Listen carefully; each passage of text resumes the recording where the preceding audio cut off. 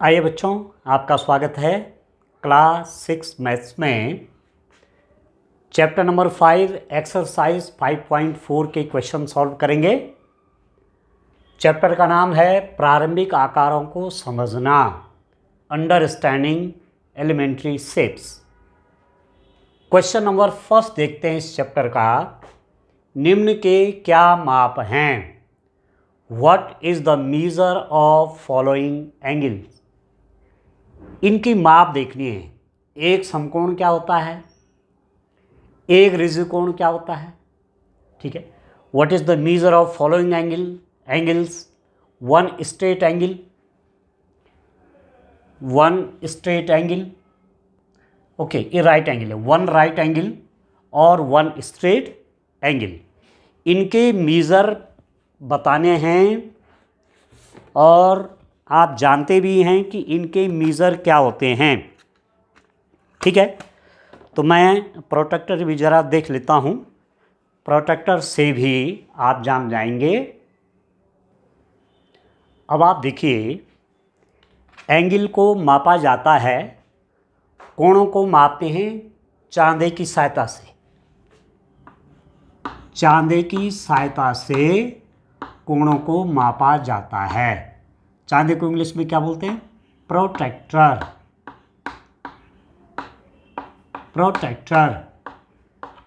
यह है चांदा, इसकी मदद से कोणों को मापा जाता है। तो आपने चांदे से पहले भी कोण बनाए होंगे बच्चों।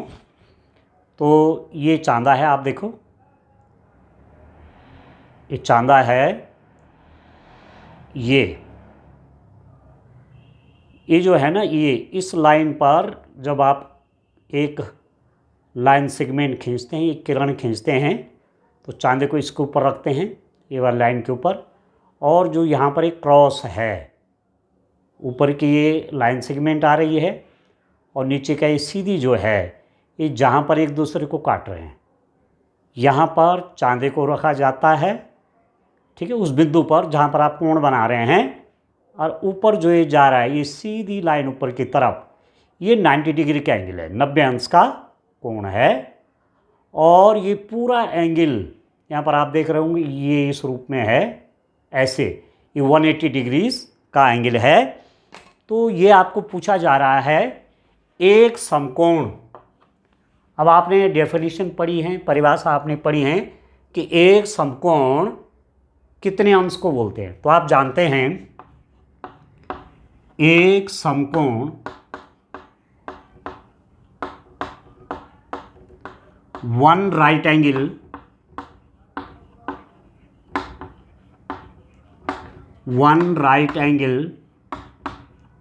Is equal to 90 degrees. 90 अंश के कोण को समकोण कहते हैं। ये अंश का चिन्ह है, 90 अंश, ऐसा भी लिख सकते हैं 90 अंश, ठीक है। और इंग्लिश में बोल देते हैं हम डिग्री। तो कोण को मापते हैं अंश में, ये इंग्लिश में बोलेंगे तो डिग्री में, ठीक है। और चिन्ह कैसा है, उसका सिंबल कैसा है? यहाँ ऊपर शून्य की तरह लगा देते हैं यहाँ। तो यहीं पढ़ लेंगे 90 डिग्रीज, क्योंकि गणित में सिंबल का बहुत महत्व है, चिन्हों का बहुत महत्व है।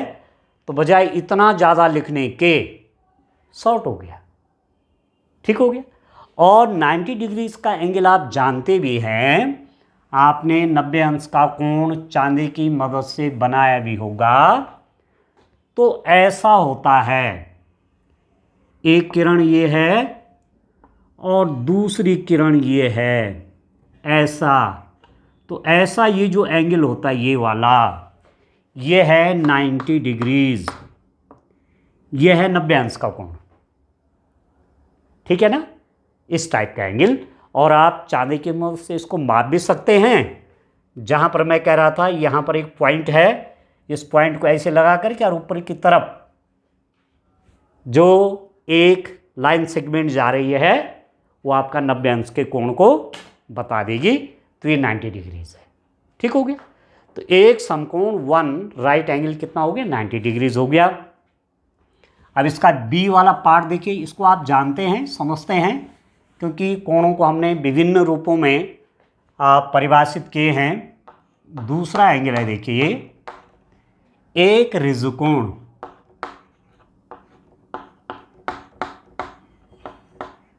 एक ऋजुकोण,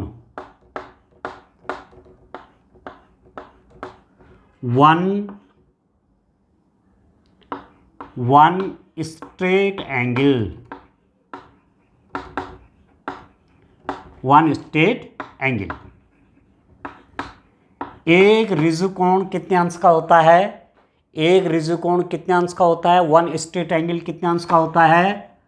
180 डिग्रीज। 180 डिग्रीज के एंगल को स्ट्रेट एंगल कहते हैं, या हिंदी में कहते हैं ऋजुकोण। ठीक है, और ये बनता है, ये कोई लाइन है, ये कोई रेखा है, इस पर हमने कोई बिंदु ले लिया ऐसे, तो इस रूप का जो कोण है, इस रेखा के एक ओर बना हुआ कोण, इस लाइन के वन साइड बना हुआ कोण 180 डिग्रीज होगा। ठीक है, और दूसरी तरफ भी 180 डिग्रीज। ठीक है, ऐसा भी हम बना सकते हैं। दूसरे एंगल को देखो आप, ये किसी पॉइंट पे देख रहे हैं, तो ये एंगल भी 180 डिग्रीज का ही है। ये वाला कोण भी 180 अंश का है। आया समझ में? ऊपर का भी 180 या नीचे का बोल दो 180। ठीक है ना? और पूरा कितना होता है आप जानते हैं, इस बात को आप जानते हैं कि पूरा यदि हमने बनाया ऐसा, तो ये पूरा हो गया 360। 180 ऊपर, 180 अंश ऊपर हो गया, और 180 अंश नीचे हो गया, तो पूरा कोण हो गया 360 अंश, 360 डिग्रीज। तो ये बन गया कंप्लीट एंगल, संपूर्ण कोण बन गया, 360 डिग्रीज का एंगल है। ठीक है, तो ये आप सब जानते हैं, ये परिभाषाएं आपने पढ़ ली हैं। तो चलो अब क्वेश्चन नंबर 2 पे चलेंगे। ठीक है, मैं आपसे ये कह रहा था कि कोणों को आप किससे मापते हैं? चांदे से मापते हैं, प्रोट्रैक्टर की मदद से मापते हैं। और किस में मापते हैं? अंश में या डिग्री में। और मैं आपसे एक बात पहले ये भी कह रहा था कि कोणों को मापने का एक तरीका और है, रेडियन में भी उनकी माप होती है, पर वो क्लास 11th में आप पढ़ेंगे। ठीक है, तो चलिए क्वेश्चन नंबर 2 को देखते हैं। आइए क्वेश्चन नंबर 2 देखिए डियर स्टूडेंट। इसके क्वेश्चन नंबर 2 आप देखिए, बताइए सत्य T या असत्य F, से वेदर ट्रू और फॉल्स। जो ट्रू है उसके लिए T लिखना है, जो फॉल्स है उसके लिए F लिख देना है। ठीक हो गया। एक न्यून कोण का माप लेस देन 90 डिग्री है।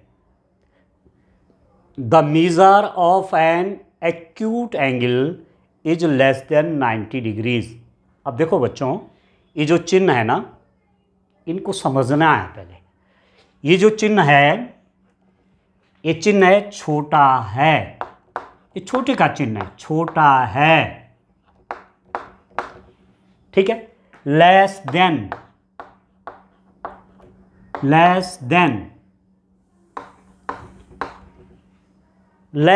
छोटे का चिन्ह है। जैसे मैं उदाहरण दूं, 5 इज लेस देन 7, 5 7 से छोटा है, 5 छोटा है 7 से, ये छोटे का सिंबल है।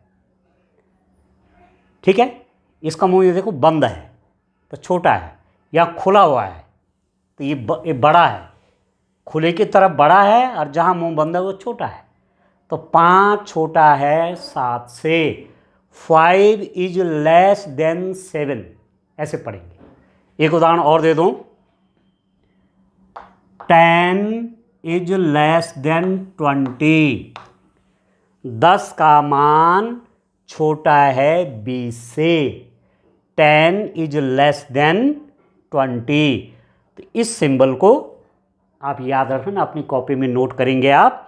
ये छोटे का चिन्ह है, छोटा है, लेस देन। ठीक हो गया। अच्छा, दूसरा सिंबल है, अब चलो इसी पर मैं आगे आऊँगा। चलो और भी मैं आपको बता देता हूँ, दूसरा बताऊँगा इस पे, ठीक है ना।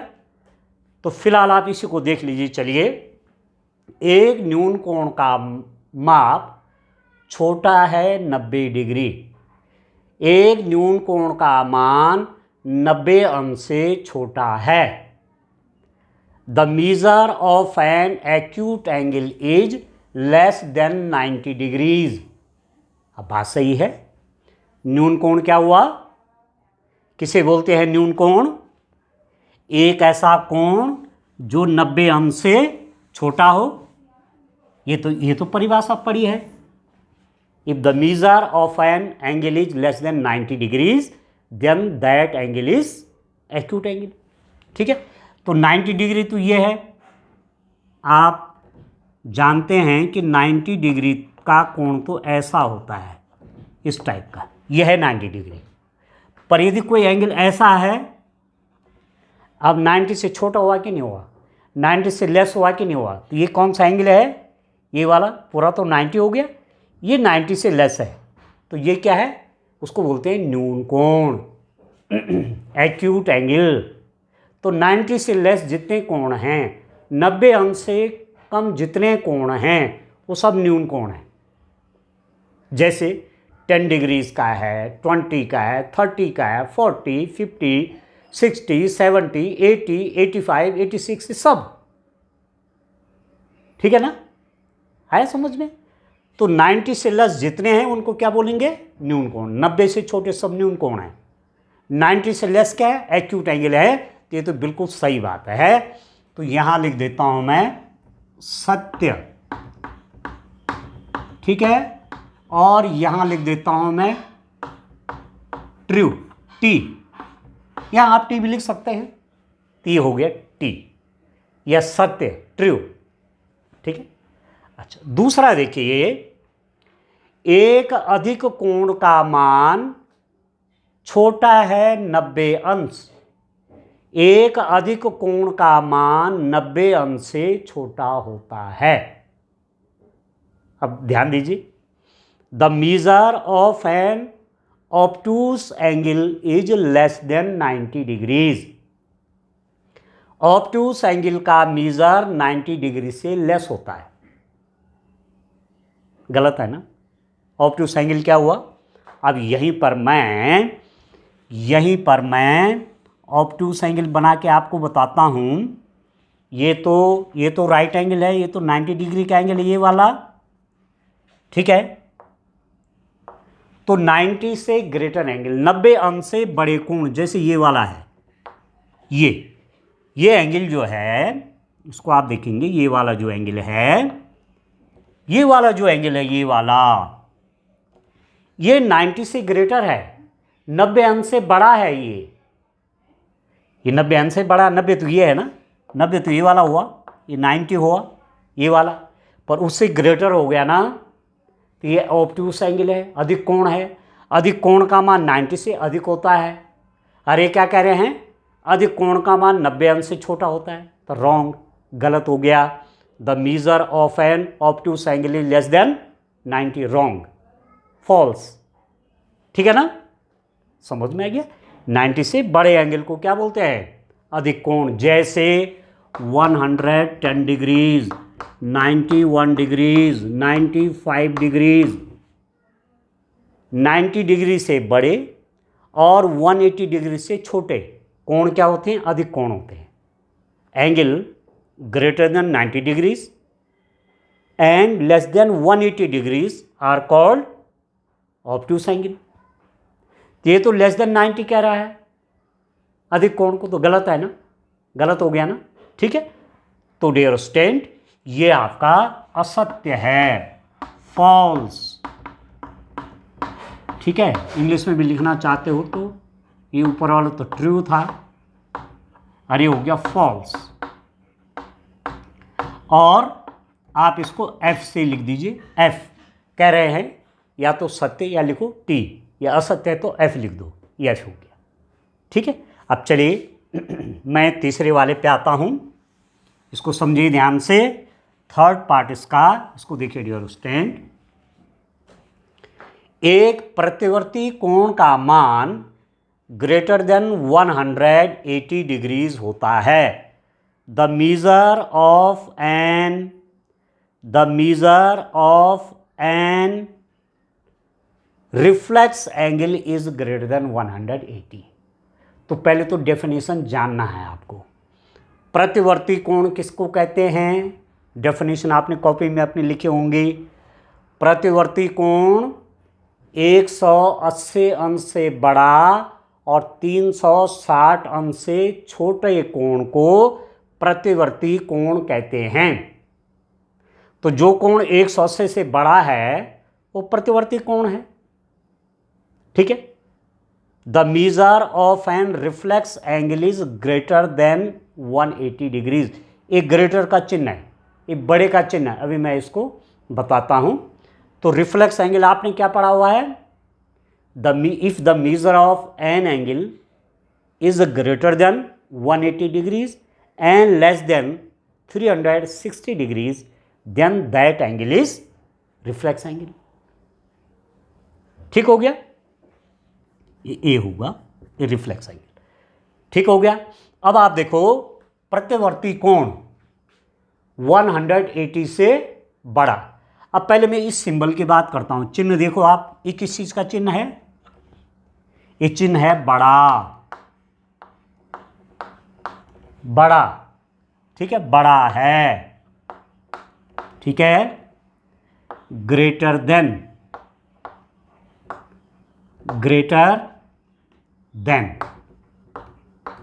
इसको याद रखना, बड़े का चिन्ह है। जैसे 9 इज ग्रेटर देन 5, 9 का मान बड़ा है 5 से। 9 इज ग्रेटर देन 5। अब देखो मुंह यहाँ खुला है तो ये वाला बड़ा हो गया, और मुंह यहाँ बंद हो गया, छोटा है। तो 9 की वैल्यू, 9 का मान बड़ा है 5 से। 9 इज ग्रेटर देन 5। ये चिन्ह किसका है? बड़े का है। कॉपी में आप लिख देंगे। ठीक हो गया, इसको याद रखना। ठीक है, और भी तमाम एग्जाम्पल है। 20 इज ग्रेटर देन 10। 20 का मान बड़ा है 10 से। 20 का मान बड़ा है 10 से। 20 इज ग्रेटर देन 10। ठीक है डियर स्टूडेंट।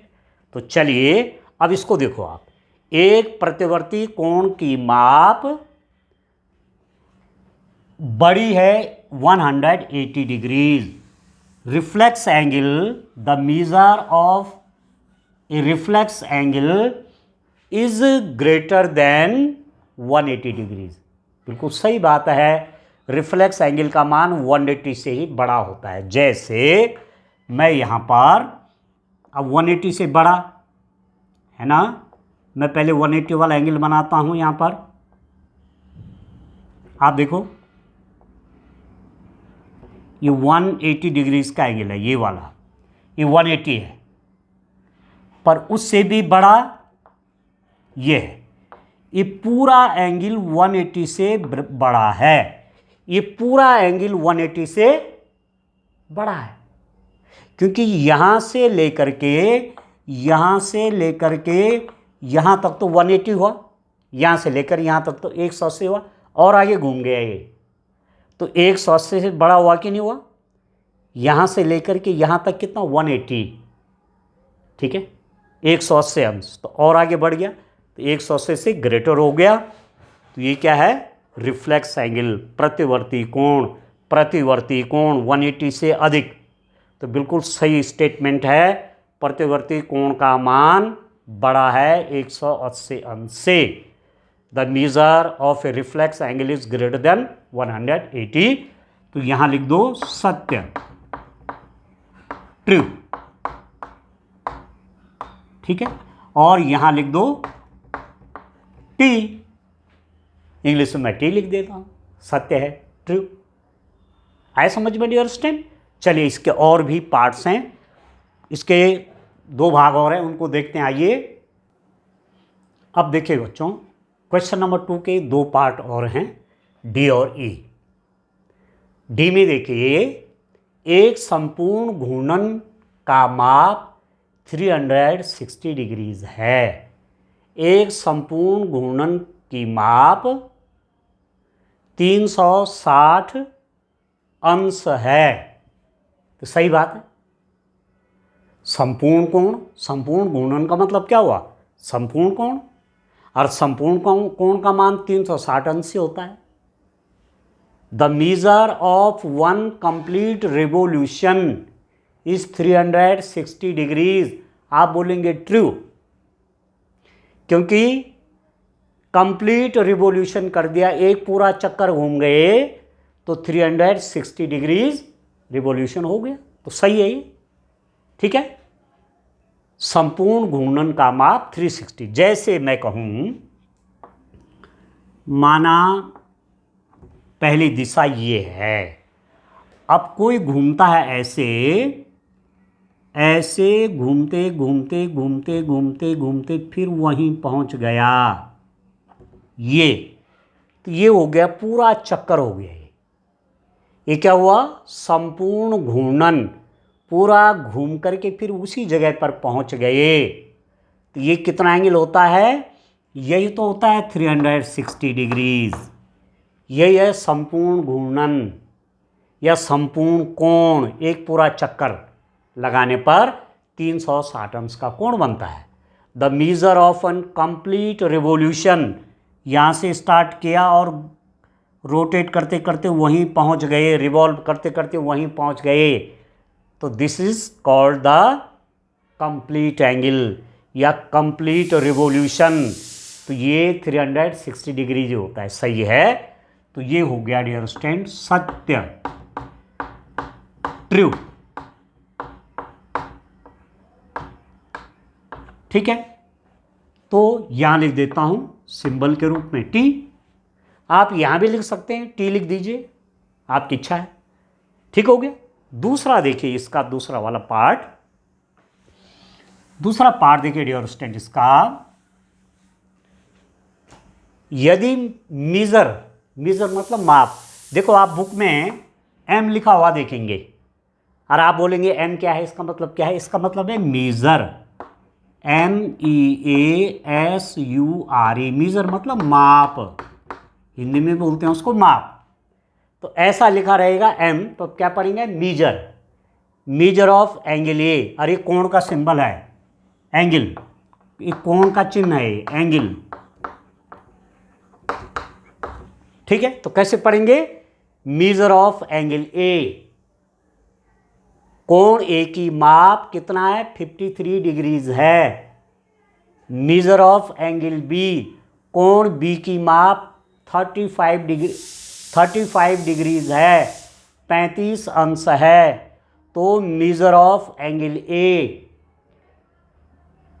ए का मान बड़ा है measure of angle b, angle a का मान एंगल बी से बड़ा है। अब स्वाभाविक है, ये कितने डिग्री का एंगल है? ए वाला 53 और बी वाला कितने एंगल का है? 35। तो ये बड़ा हुआ कि नहीं हुआ?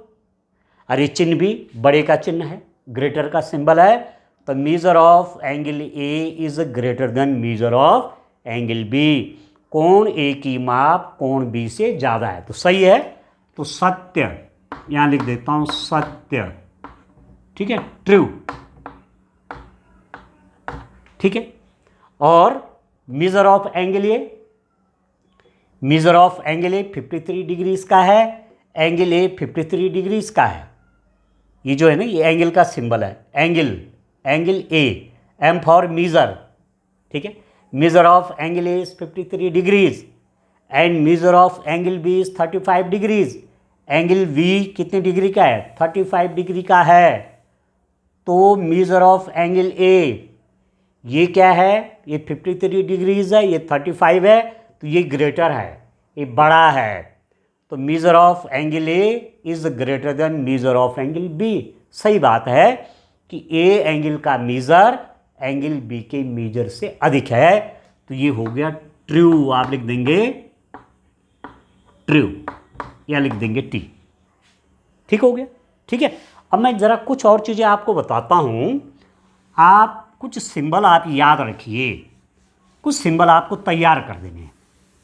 मैंने कहा देखो, अभी तक आप इसका चिन्ह देखते हैं, मोहन का वज़न सोहन के वज़न के बराबर है, तो बराबर का चिन्ह लगाते हैं आप। बराबर, बराबर, ठीक है। इज इक्वल टू, इसको ऐसा भी कह सकते हैं, is equal to, equal, EQUAL, is equal to. ठीक है। और यहां से लिख देता हूं क्रम से।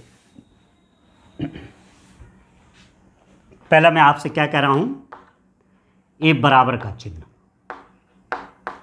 बराबर है, ये चिन्ह किसके लिए है? बराबर है। इज इक्वल टू, ये वाला।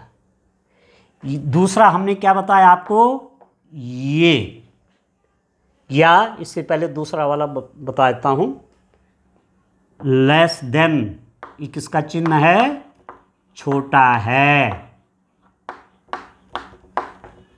ठीक है। लेस देन, लेस कहते हैं छोटे के लिए। ठीक है। तीसरा सिंबल है बड़ा है, ग्रेटर देन, ग्रेटर देन, बड़ा है, ये सिंबल बड़े का है। ठीक है। और भी है, आगे जाकर के आप ऐसा भी पढ़ेंगे, कोई सिंबल आप ऐसा भी पढ़ेंगे, ऐसा, ऐसा भी पढ़ेंगे सिंबल। देखो, छोटा है, बराबर है, छोटा है या बराबर है, छोटा है या बराबर है। ठीक है। लेस देन और इक्वल टू। ठीक है। और एक पढ़ते हैं ग्रेटर देन, इक्वल टू, बड़ा है या, बड़ा है या बराबर है, बड़ा है या बराबर है। Greater then,